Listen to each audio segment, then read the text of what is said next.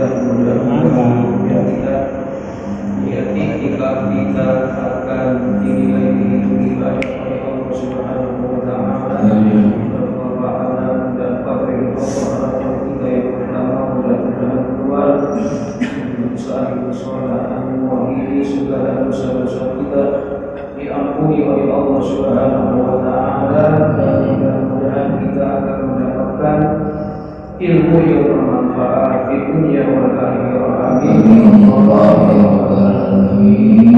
Ya Rabbi bil Mustafa balik maqasidana waghfir lana madaya wasi'al karami.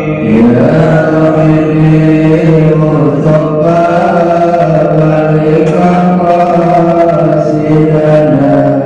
waghfir lana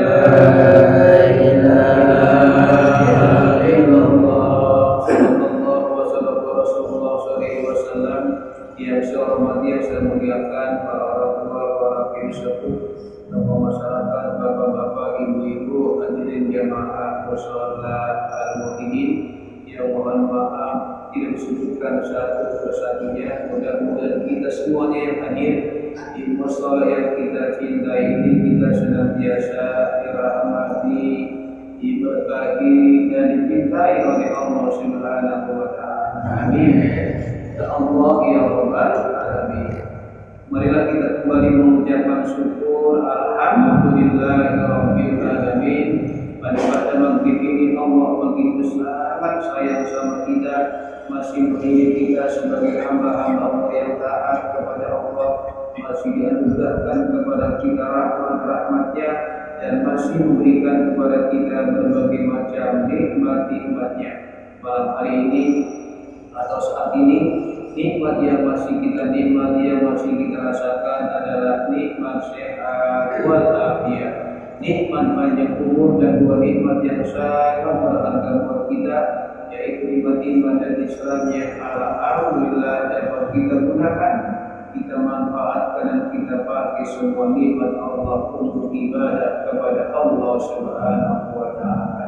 Mudah-mudahan rangkaian ibadah yang telah kita lakukan, rangkaian ibadah yang sedang kita perbuat, dan rangkaian ibadah yang akan kita niatkan dengan niat-niat yang baik ke depannya, mudah-mudahan seluruh ibadah kita diterima dan mendapat ridha Allah Subhanahu wa Ta'ala. Amin ya Allah ya Rabbal Alamin. Salam dan salam disampaikan kepada uswatun hasanah kita, kepada idola kita Nabi kita Muhammad SAW, ikut keluarganya, para sahabat dan para pengikutnya, termasuk kita sebagai umatnya yang saat ini kita sedang berjuang untuk menggali dan menghidupkan sunnah-sunnahnya. Kelak di yaumul qiyamah nanti kita akan mendapatkan syafaat berkunjungnya Nabi kita Muhammad SAW. Amin ya Allah ya Rabbal Alamin. Jadi bapak-bapak, ibu-ibu yang saya hormati, saya muliakan, marilah kita baca Fatihah terlebih dahulu. Mudah-mudahan Allah memberkati kajian malam hari ini tentang samaniyatul asbab asalan fil ibadah. 8 sebab yang membuat kita malas ibadah kepada Allah Subhanahu wa Ta'ala. Iya, walaupun ini sore masalah barokah wal maghfirah wa hasil maksudul qubul bila Rasul Muhammad Rasulullah SAW di Abdullah wa alihi wa ashabihi wa dzurriyyati wa ahli khususan al-Muhammad Muhammad Rasulullah wa alihi wa khususan al-Musayyib al-Atas khususan al-Musayyib al-Musayyib Rasulih wa mu'min khususan al-Habib al-Rahman bismillah Rasulih wa mu'min khususan al-Habib al-Habib al-Atas Rasulih wa mu'min khususan al-Habib Allahumma wassalam wa tawassalam wal maghfirah wa yu'minuna bi barakatihim wa sararihim wa anwarihim fi din wa dunya wal akhirah bismillahil fatihah. Bismillahirrahmanirrahim. Bismillahirrahmanirrahim. Alhamdulillahirabbil alamin arrahmanir rahim maliki yaumiddin. Iyyaka na'budu wa iyyaka nasta'in shiratal mustaqim shiratal ladzina an'amta 'alaihim ghairil maghdubi 'alaihim waladdallin.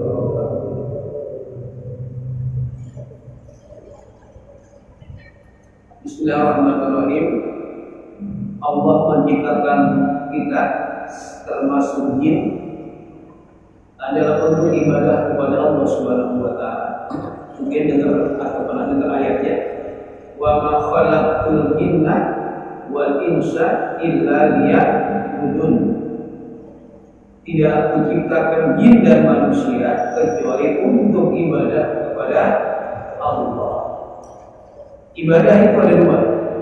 Ada ibadah mahdhah, ada ibadah ghair mahdhah. Maknanya ada ibadah ritual dan ada ibadah sosial. Ibadah ritual adalah ibadah yang syariat kita lakukan. Di antara ritual ibadah yang kita kerjakan adalah ibadah sholat. 5 kali sehari semalam kita ibadah sholat. Nanti ketemu bulan Ramadan kita juga ibadah puasa ritual. Setahun sekali namanya ibadah puasa di bulan Ramadan. Nanti ketemu bulan haji. Barangkali yang mau pergi haji dia dapat melakukannya ibadah haji. Jadi ada ibadah-ibadah yang memang itu sifatnya ribuan. Belum lagi zakat. Zakat itu ada perhitungannya. Mungkin sekarang itu ada zakat profesi. Ada yang tiap bulan dia melakukan pengeluaran zakat. Jadi ibadah-ibadah ini itu punya nilai di sisi Allah Subhanahu wa Ta'ala. Ada lagi ibadah bermakna, ada ibadah sosial. Ibadah sosial itu adalah ibadah yang berhubungan dengan kemasyarakatan. Kayak silaturahim, ini ibadah. Kayak taklim pengajian, mungkin di RT ada rapat, ada musyawarah, kemudian ada pertemuan.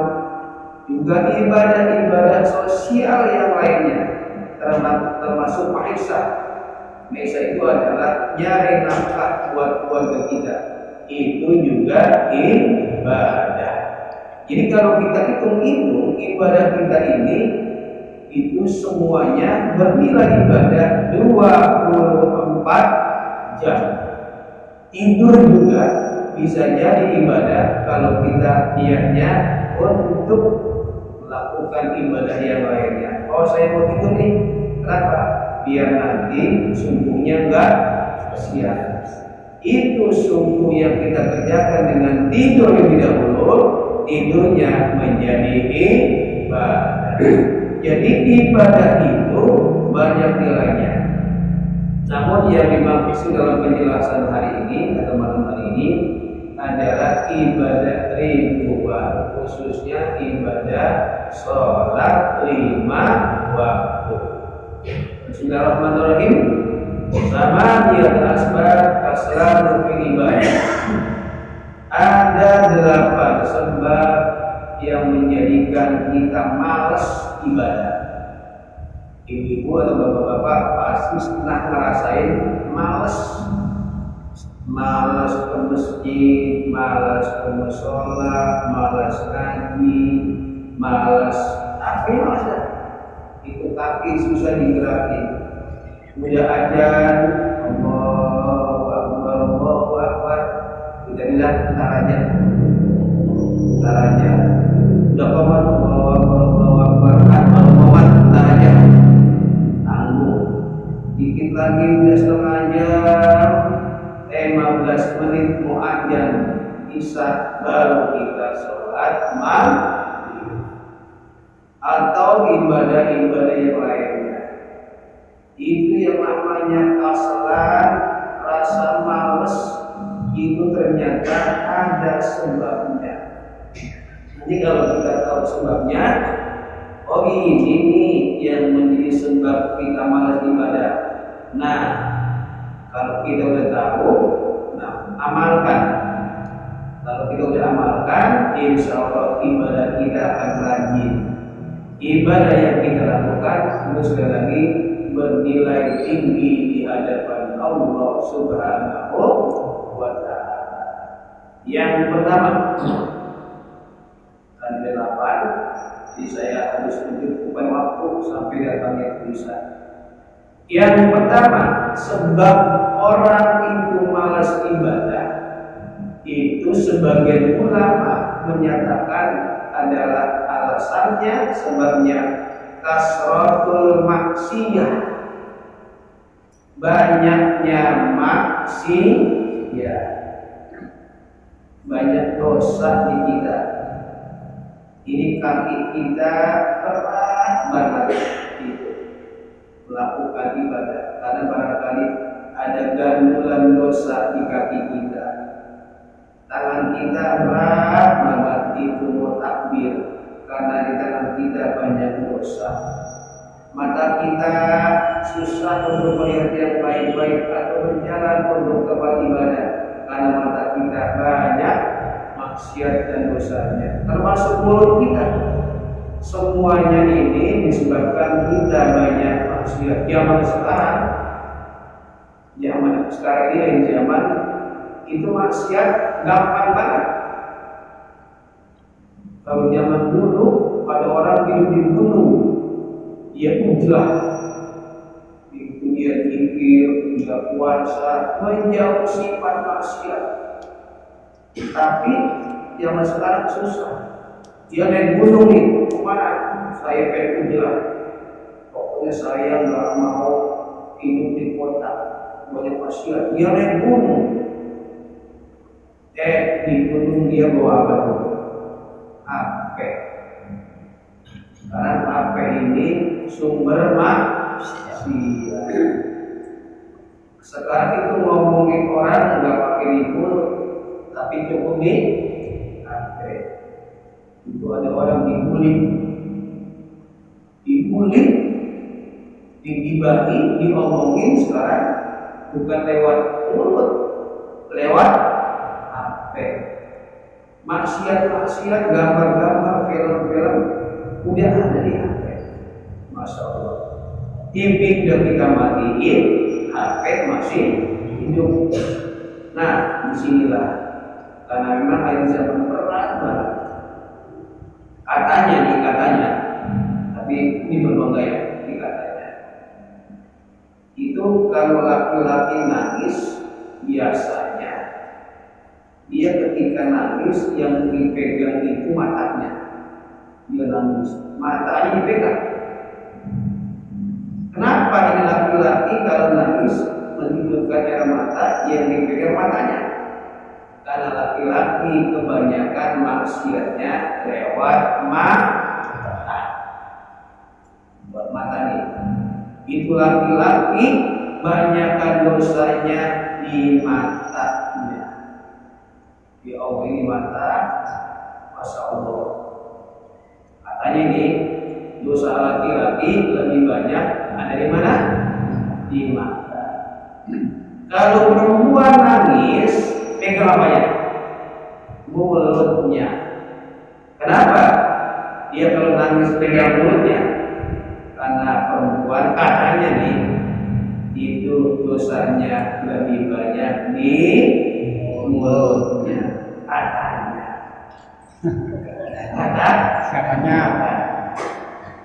Coba aja kalau ibu lagi nangis, ya dipegang matanya apa mulutnya? Mulutnya dipegang. Karena ketika dia menangis dosanya itu lebih banyak mulutnya yang berbuat dosa. Ya coba aja kalau kita ke tukang sayur, ambil milik cabai, pilih sayuran, mulutnya ngoceh. Si Anu kenapa ya? Emang kenapa si Anu begini? Milih cabai tapi sambil ngomongin belanjanya ya paling berapa biji dibeli, itu ngomonginnya 2 jam. Kata suaminya lama aja. Ternyata ngomongin orangnya lebih banyak. Katanya. Memang kita ini hiburannya maksiat banyak banget. Enggak di rumah, enggak di jalan, enggak di kantor, itu sumber maksiat banyak banget. Makanya saya pas dari musola ini ada baca doa istighfar. Itu namanya Sayyidul Istighfar. Dibaca itu. Ini istighfar ini adalah bacaan yang memang untuk merontokkan dosa-dosa kita. Kita ini banyak dosa nih. Nah, salah satunya adalah perbanyaklah membaca Sayyidul Istighfar. Allahumma rabbi la ilaha illa anta khalaqtani wa ana abduka wa ana ala ahdika wa wahdika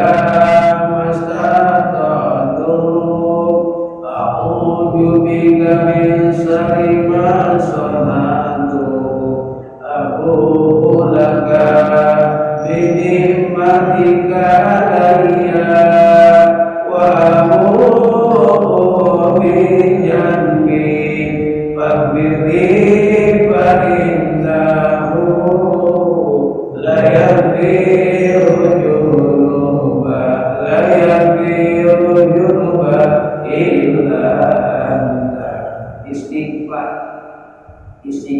ini untuk merotokkan dosa.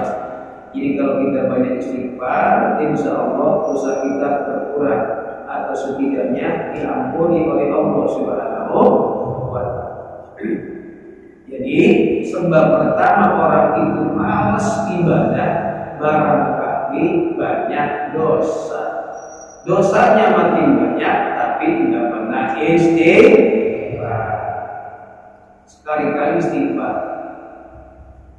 Sebelum subuh baca dalam Allah berfirman, yastaghfiruna bil astar. Orang yang banyak istighfar menjelang subuh dia baca la ilaha illa anta subhanaka inni kuntu minadh dhalimin. La ilaha illa anta subhanaka inni kuntu minadh dhalimin. Baca 100 kali. Itu sungguhnya enak, lezat dilakukan karena dosa kita diampuni. Jadi ibadah itu ada rasanya. Jadi maghrib yang kita lakukan kadang-kadang menghambat. Saya lah berjalan sholat kayak biasa-biasa aja, nggak ada nikmat-nikmatnya.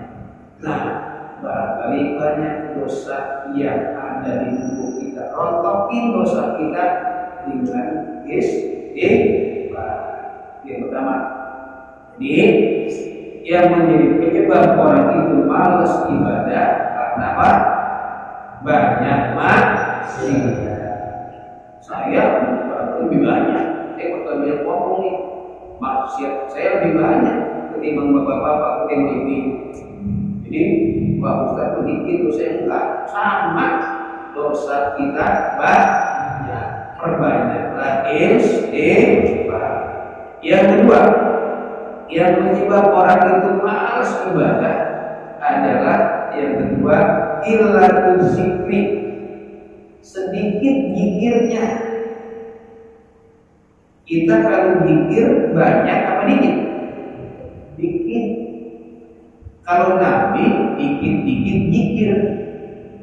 Kalau kita sedikit zikir. Nabi itu sedikit makan. Kalau kita dikit-dikit makan. Nabi itu sedikit tidur. Kalau kita dikit-dikit tidur. Loh, bedanya dengan Nabi. Kita dikit-dikitnya. Itu kan tadi baca. Kalau kita tadi habis sholat maghrib baca wirid tuh. Subhanallah, alhamdulillah, berapa? Tiga. Kadang itu la ilaha illallah. Itu kalau saya belum mau pesantren. Kalau maghrib itu baca la ilaha illallah, la ilaha illallah 100. Habis subuh bacanya 1000 tiap hari. Jadi kalau di pondok itu habis maghrib la ilaha illallah 100, habis subuh bacanya 1000. Nah besok praktekin di musola ini. Habis sholat subuh baca la ilaha illallah, la ilaha illallah 1000. Pas tengok ke belakang kosong, ada kabur. Nah itulah karena kita sedikit mikirnya. Kalau kita lama-lama waduh saja mikirnya. Jadi memang kita ini sedikit mikir. Itu berzikir kalau di musola sampai di rumah zikir kan? Ya, dibilang sama kayak saya. Jarang zikir. Setidaknya kita punya pikiran. Ada seminggu sekali baca ratib, malam Jumat, timbul, ada barangkali juga ada zikir, ratib, habib, tos, atau zikir yang lainnya. Habis sholat kita zikir. Itu zikir ini isnun, zikir ini benteng. Itu wa isnun, zikir itu benteng. Nah, kalau orang itu malas ibadah, barangkali sedikit zikirnya. Saya pernah ketemu dengan seorang dokter, dia tugasnya di rumah sakit Haji Pondok. Itu dia kebetulan naik angkot. Barangkali dia pengen naik angkot aja. Pas kita naik angkot, saya naik angkot, dia angkot. Itu sambil dengan tasbih. Dokter itu dari angkot sampai ke pasar Pondok Gede pinggiran ya, nggak tahu banyak pinggiran, apa nggak tapi nyikir. Ternyata nyikir ini bisa menolong profesinya sebagai dokter, karena menyembuhkan orang sakit ini berhubungan dengan Allah. Dokter hanya wasilah, hanya sebab. Ketika dikasih obat, dikasih resep, atau diperiksa ini pasien, yang menyembuhkan dokter apa Allah? Allah. Maka kata dia, turun, maka dekatilah Allah. Karena Allah adalah Maha Penyembuh. Yang menyembuhkan penyakit itu adalah Allah. Maka lewat zikir dekati Allah, maka insya Allah kita akan dekat kepada Allah. Profesi sebagai dokternya itu bisa menyembuhkan orang sakit. Ditahuinya luar biasanya dokter. Zikir itu tidak mengenal tempat. Kalau memang itu waktunya zikir di mobil, di kereta, di pesawat, atau di tempat-tempat yang termasuk di rumah, bacalah zikir sebanyak-banyaknya. Kita kan ini suka zikirnya dikit. Kata Allah Al-Quran, itu zikron kasiro, perbanyaklah zikir yang banyak. Nah, kalau kita banyak zikir, ibadah kita akan enteng. Jadi yang kedua yang menyebabkan kita malas ibadah karena sedikit sekali kita berzikir. Itu yang kedua. Yang ketiga, yang menyebabkan kita malas ibadah, yang ketiga adalah qillatu qiraatil Qur'an, sedikit bacaan Quran. Di rumah pasti sekarang ini itu di rumah-rumah orang pasti punya Quran, setidaknya punya Yasin yang ikut 7 hari, ada 40 hari. Biasanya hadiahnya apa? Al-Quran. Dibawa pulang, dibaca enggak? Itu Quran dibaca enggak? Ada yang dibaca, ada yang enggak. Kebanyakan agak dibaca. Di rumah itu rata-rata saya tanya sama orang-orang itu, rata-rata orang itu punya Quran. Kalau dia suami istri itu biasanya 2 Quran, belum lagi anak punya Quran. Ibu sama keluarga di rumah itu rata-rata punya Quran 3 sampai 4 Quran. Kalau zaman dulu, tanya orang dulu, itu susah banget nyari Quran. Ada Quran dulu tuh pakai sarung atau dia pakai sarung buat kasur. Kalau itu sarungin, udah gitu warnanya coklat, udah buram, itu udah buta. Karena di rumah juga nggak ada Quran. Dia datang ke guru ngaji, yang punya cuma guru ngaji, antri baca Quran. Di rumahnya nggak punya Quran. Sekarang ya Allah, Quran ini banyak. Tetapi aneh bin ajaib, Quran banyak, sedikit yang membacanya. Jujur aja. Makanya kalau kita sholat berjamaah ataupun sholat, setidaknya kita baca Fatihah Quran, baca Quran, baca Quran, atau baca yang lainnya, termasuk ayat kursi Al-Quran itu adalah petunjuk buat kita, tetapi kita jarang menyentuhnya atau sedikit sekali yang membaca Quran. Inilah keterangan. Kita ini ada keterangan Quran itu karomah lil basar. Quran itu adalah kemuliaan bagi orang. Jadi ini kalau pengen mulia di hadapan Allah, pegang Quran, baca.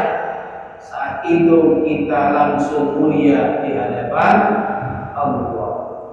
Itu Quran adalah dialog antara Allah dengan kita, ngobrol. Itu kalau kita ngobrol sama orang, itu kita kita akan mendapatkan perhatian dari orang yang diajak ngobrol. Sama dengan Allah. Ketika kita ajak ngobrol Allah dengan membaca Quran, maka insya Allah kita akan diperhatikan oleh Allah Subhanahu wa Ta'ala. Jadi tinggal diamali tadi. Kenapa kita malas ibadah? Jujur aja, kita dikit sekali baca Qurannya. Itu yang ketiga. Yang keempat, kenapa orang malas dalam ibadah? Disebutkan la tastansahu, tidak pernah meminta nasihat. Jadi nasihat ini perlu. Allah berfirman dalam Al-Quran ayat seperti baca, wa tawassaw bil haqqi wa tawassaw bis sabri. Ada dua nasihat. Yang pertama wa tawassaw bil haqqi, yaitu saling nasihat menasihati dalam kebenaran. Yang kedua wa tawassaw bis sabri, saling nasihat menasihati dalam kesabaran.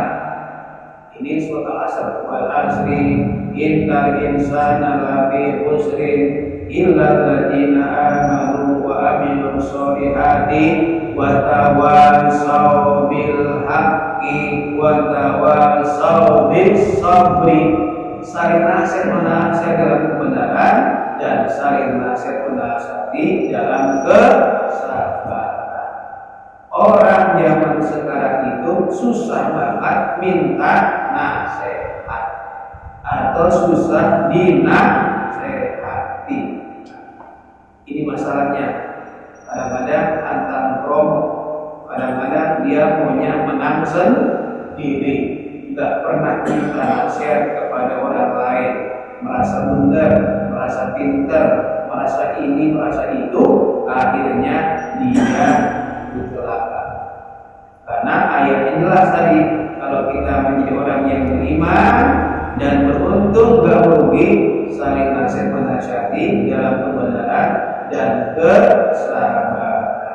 Sehingga kalau kita bisa menerima nasihat, maka kita akan rajin ibadah kepada Allah Subhanahu wa Ta'ala. Oh iya ya, saya ini jarang dinasihati, datang pengajian dinasehati. Itu kalau kita punya koreng luka yang diobatin lukanya atau tempat yang lainnya, ini borongkan nih, didengkul, kita ambil obat nih, yang diobatin pas lukanya atau tempat yang lainnya, lukanya pas kita obatin perih itu sama dengan nasihat. Nasihat itu kalau kita terima itu perih. Kadang-kadang ada orang tersinggung, tetapi ujungnya sembuh. Orang dinasihati itu membuat dia hatinya perih. Kadang-kadang dia nangis, kadang-kadang dia tersinggung, tapi nanti akhirnya dia akan sembuh, akan kuat. Orang kuat itu karena suka menerima nasihat. Orang lemah itu karena nggak mau menerima nasihat. Maka orang yang suka menerima nasihat itu akan selamat di dunia dan di akhirat kelak nanti. Itu yang keempat. Yang kelima, kenapa orang itu malas ibadah? Yang kelima adalah qillatu dzikrul maut. Sedikit orang itu mengingat mati. Kira-kira ada yang siap gak malam hari ini mati? Ibu-ibu ada yang siap? Nah, tapi kita bakal mati ya. Pengen umur panjang apa umur pendek? Panjang.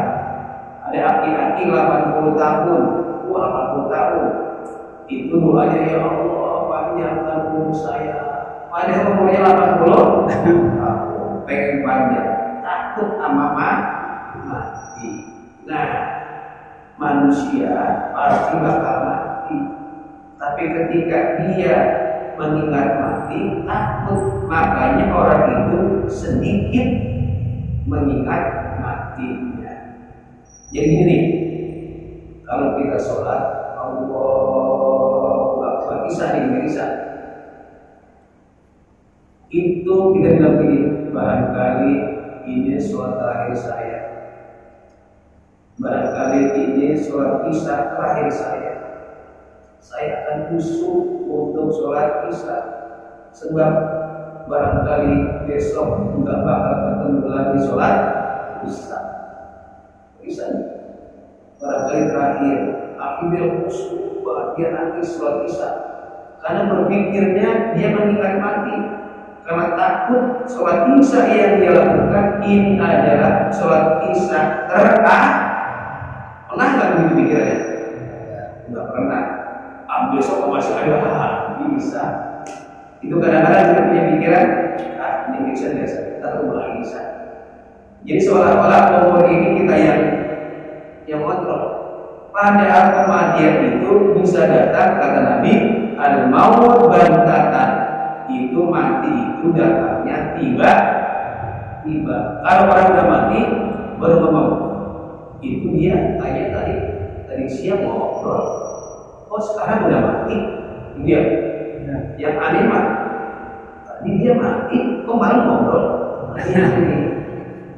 Siangnya mati, malamnya ngobrol. Nah kalau kebanyakan siangnya baru ngobrol saja, malamnya udah meninggal. Itu bantah. Dan mati itu nggak pandang sehat, nggak pandang sakit. Oh, dia mau sakit bakal mati, enggak. Tiba-tiba sembuh. Kalau angkat lagi penyakitnya. Ada orang sehat, dia menyeberang jalan, ketabrak mobil, mati nggak? Mati. Jadi mati itu nggak lihat kaya, nggak lihat miskin, nggak anak kecil, nggak orang tua, nggak sehat, nggak sakit, datangnya tiba-tiba. Jadi kalau kita ingat mati, pasti kita jadi rajin ibadah. Yang keenam, kenapa orang itu malas ibadah? Karena la tasabukan jon bi kulli khairat. Karena dia mengira tidak ada pahala di setiap kebaikan. Saya habis ngaji biasa-biasa aja, saya habis sholat biasa-biasa aja. Ya Allah, ini kebaikan yang kita lakukan termasuk hadir di majelis taklim, ini adalah pahalanya luar biasa. Orang yang sudah meninggal dunia, yang sudah di alam kubur, pengen balik lagi. Ya kalau kita bisa ngobrol mah, kita tanya, kamu saja nama manusia, kamu mau ngapain lagi? Pengen balik lagi, mau ngapain? Mau ngaji. Kalau seandainya Allah kabulkan, dia udah mati di seminggu, balik lagi dia ngaji di sini. Kabul. Itu pahalanya ya Allah. Kata sahabat Umar bin Khattab, ada orang punya dosa sebesar gunung Tihamah. Itu besar dosanya, segede gunung. Dia masuk ke majelis taklim, dia duduk, gak apa-apa duduk, dengerin gurunya lagi bicara. Padahal orang ini dosanya luar biasa gede.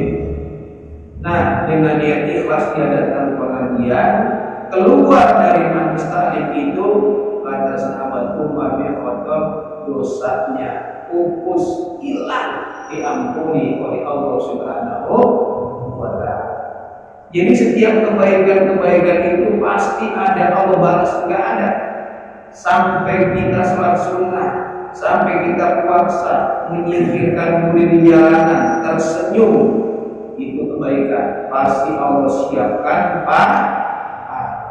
Cuma pahalanya enggak kelihatan, tapi itu ada dan Allah siapkan pahalanya. Cuma sekarang masalahnya orang itu enggak tahu bahwa pahala itu ada. Kalau seandainya pahala itu kelihatan dan tahu, ini musola penuh udah bakal muat. Ada ungkapan, kalau seandainya pahala itu terlihat, maka masjid yang 10 tingkat nggak bisa menampung orang untuk sholat berjamaah. Karena pahalanya berapa? Kelihatan. Tapi pahala itu nggak kelihatan. Maka kalau pahala nggak kelihatan, nggak ada pahala. Beda ini padahal ya Allah, itulah pahala yang luar biasa yang kita anggap enteng. Senyum sama saudara kita, kasih salam, atau jalan ke musola, pulang ke musola, pokoknya ini pahalanya Masya Allah. Itu orang-orang yang sudah meninggal dunia ngiri sama kita, ngiri. Kalau nggak percaya mati ibadah. Itu pengen banget balik lagi ke dunia, pengen melakukan hal-hal yang ditinggalkan. Itulah yang keenam, orang itu malas ibadah. Kenapa? Karena mengira nggak ada pahala di setiap kebaikan. Yang ketujuh, orang itu malas karena dalam ibadah karena ia berusaha, suka nunggu waktu bentar aja. Yang anak muda ke sholat bentar aja udah tua. Yang udah tua ke sholat bentar aja. Kalau kita lagi mau mati baru sholat. Kenapa nggak sholat? Bentar aja, masih sibuk, aja kalau menjelaskan waktu.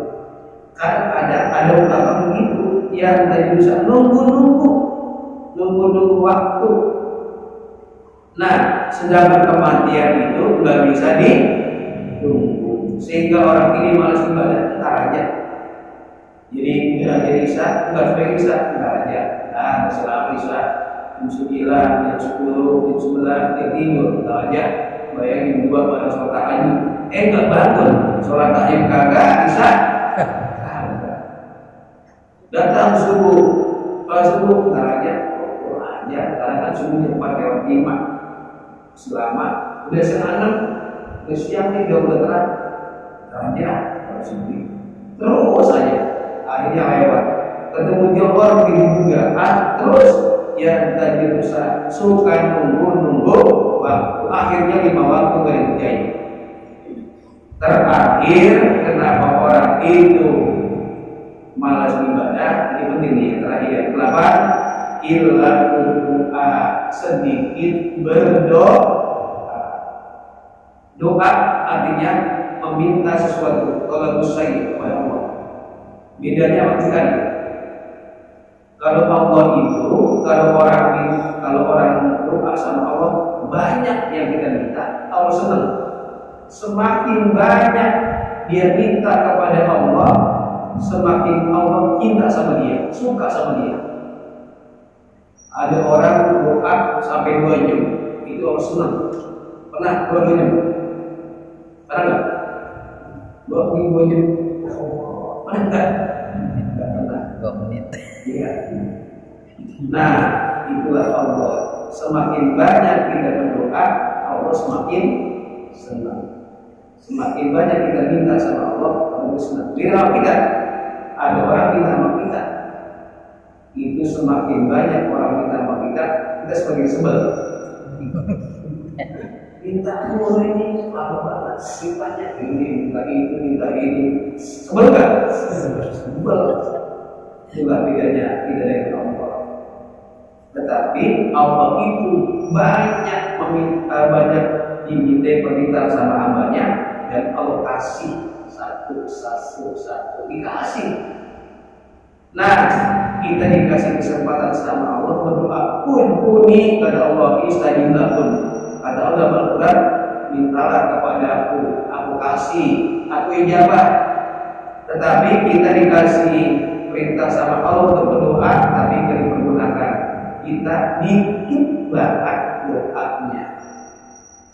Nanti saya praktek ini, kira-kira siapa nih? Nanti habis main Isya, saya baca doa setengah jam aja. Setengah jam aja doa. Pas saya nengok, udah kabur. Kadang-kadang kita doa murid aja, berdoa. Itulah kita, karena kita doanya sedih. Itulah yang membuat kita malas dalam ibadah kepada Allah. Disimpulkan, ini ada 8 sebab orang malas ibadah. Yang pertama, banyak maksiat. yang kedua sedikit zikir, yang ketiga sedikit bacaan Quran, yang keempat enggak mau terima nasihat, yang kelima sedikit ingat mati, yang keenam mengira enggak ada pahala dalam setiap kebaikan, yang ketujuh suka nunggu-nunggu waktu, yang kedelapan sedikit sekali berdoanya kepada Allah. Tinggal dipraktekkan, tinggal diamalkan. Kalau kita amalkan saat semuanya, ini insya Allah kita akan rajin ibadah kepada Allah Subhanahu wa Ta'ala. Ya, kita baca Fatihah, kita doakan yang sakit mudah-mudahan disembuhkan oleh Allah Subhanahu wa Ta'ala, diangkat penyakitnya oleh Allah. Yang sedang punya masalah, Allah berikan jalan keluar, dimudahkan dalam urusan-urusannya. Dan orang-orang yang belum mendapatkan hidayah, kita doakan saja mudah-mudahan mereka yang belum mendapatkan hidayah, Allah tiupkan, Allah berikan nur hidayah dalam hatinya untuk ibadah kepada Allah Subhanahu wa Ta'ala. Ala hadiyah wa ala kulli niyatin shalihah as-salamah wal barakah was shifa wal hidayah. Al-Fatihah. A'udzu billahi minasyaitonir rajim. Bismillahirrahmanirrahim. Alhamdulillahi rabbil alamin. Ar-Rahmanir Rahim. Maliki yaumiddin. Iyyaka na'budu wa iyyaka nasta'in. Ihdinas siratal mustaqim. Siratal ladzina an'amta 'alaihim ghairil maghdubi 'alaihim waladdallin. Amin. Wa qul karim billahi syaitanir rajim. Bismillahirrahmanirrahim. Hamdan syakirin, hamdan da'imin, hamdan jakirin, hamdan thayyibin, hamdan mustaqirin, hamdan da'imin, hamdan ya ma'rifah bil wajidah. Ya Allah, lakal hamdu kama yanbaghi lil karim wa li ajli sultanik. Allahumma shalli ala sayyidina Muhammad wa barik ala sayyidina Muhammad. Allahumma inna nas'aluka ilman nafi'a wa amalan shalihan mutaqabbala wa yaqinan shadiqan wa qalban khashi'an wa du'an mustajaba wa rizqan wasi'an wa min haitsu la yahtasib. Rabbana atina fid dunya hasanah wa fil akhirati hasanah wa qina adzabannar. Khairan jannatan wa aqrari ajin rabbana ya rabbal alamin. Wa sallallahu Muhammadin wa alihi wa sahbihi wa sallam bi fadlika subhanaka rabbil izzati amma yasifun wa salamun alal mursalin walhamdulillahi rabbil alamin. Terima kasih, mohon maaf. Wallahu muwaffiq ila aqwamit thoriq. Assalamualaikum warahmatullahi wabarakatuh. Waalaikumsalam. Allahumma